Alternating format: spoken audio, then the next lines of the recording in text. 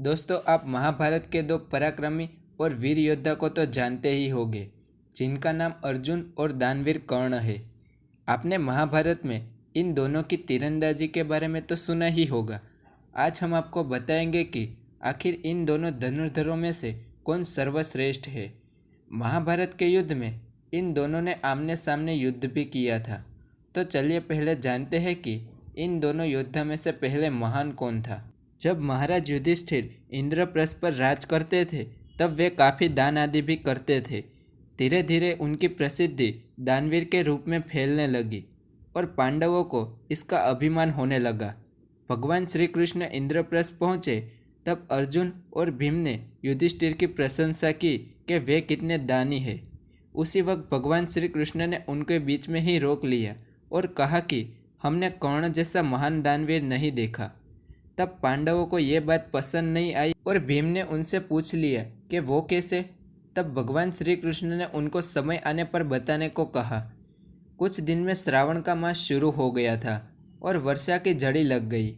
उस समय एक गरीब याचक महाराज युधिष्ठिर के पास आया और उन्होंने युधिष्ठिर से कहा, मैं एक गरीब ब्राह्मण हूँ और मैं हवन के किए बिना कुछ खा पी नहीं सकता। ये मेरा व्रत है। बारिश के कारण मेरे पास चंदन नहीं है, इसके कारण मैं हवन नहीं कर सकता और हवन के बिना मैं कुछ खा पी भी नहीं सकता।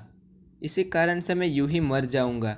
यदि आपके पास चंदन की लकड़ी हो तो मुझ पर आप कृपा कीजिए। युधिष्ठिर ने तुरंत ही कोठागार से चंदन की लकड़ी देने का आदेश दिया, पर संजोगों से कोठागार में भी चंदन की लकड़ियां नहीं थी।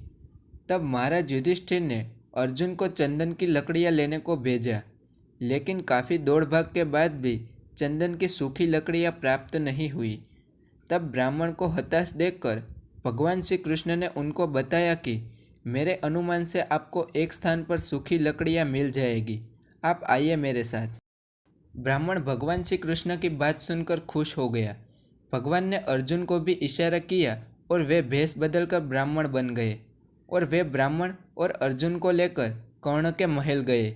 सब ब्राह्मण के वेश में थे, इसलिए कर्ण ने किसी को भी पहचाना नहीं।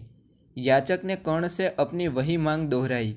कर्ण ने भी कोषा भंडार से लकड़ियां लाने का आदेश दिया, पर वहाँ भी चंदन की लकड़ियां नहीं थी। ब्राह्मण फिर से निराश हो गया। अर्जुन और ब्राह्मण श्री कृष्ण को ताकने लगे, लेकिन भगवान श्री कृष्ण मुस्कुराते हुए बैठे रहे। तभी कर्ण ने कहा, याचक आप निराश न होइए, हम आपको तुरंत ही चंदन की लकड़ियाँ प्रबंध करवाते हैं। कर्ण ने उनके महल की खिड़कियाँ दरवाजों में लगी चंदन की लकड़ी को काट दी। ब्राह्मण को कहा, आप जितनी भी लकड़ियाँ चाहिए आप ले जाइए, और याचक के साथ एक सेवक भी लकड़ियाँ पहुँचाने के लिए भेज दिया। ब्राह्मण कर्ण को आशीर्वाद देता हुआ लौट गया। अर्जुन और श्री कृष्ण भी लौट आए। साधारण परिस्थिति में दान देना कोई विशेषता नहीं है। असाधारण परिस्थिति में दान देना सर्वस्व को त्याग देने का ही नाम दान है। महाभारत में अर्जुन के साथ स्वयं श्री कृष्ण थे और कर्ण के पास शक्तिशाली कवच था। अब सवाल यह है कि उन दोनों में से शक्तिशाली कौन था? तो जवाब है दानवीर कर्ण, क्योंकि कर्ण के पास ऐसा कवच था, अगर अर्जुन उस कवच को तोड़ भी देता तो अर्जुन की मृत्यु होती। ऐसा उस कवच का नियम था। पर युद्ध में पहले से ही इंद्रदेव ने कवच को मांग लिया और परशुराम का श्राप भी कर्ण के ऊपर था, जिस कारण कर्ण युद्ध में मारे गए थे। तो आपको क्या लगता है, महाभारत के ये दो योद्धा में से सर्वशक्तिमान योद्धा कौन है? ये आप नीचे हमें कमेंट करके ज़रूर बताएं। और आप ये भी बता सकते हैं कि हम आपके लिए किस टॉपिक पर वीडियो बनाएं। तो आज का वीडियो आपको पसंद आया होगा तो इस वीडियो को लाइक, शेयर और हमारे चैनल को सब्सक्राइब ज़रूर कीजिए।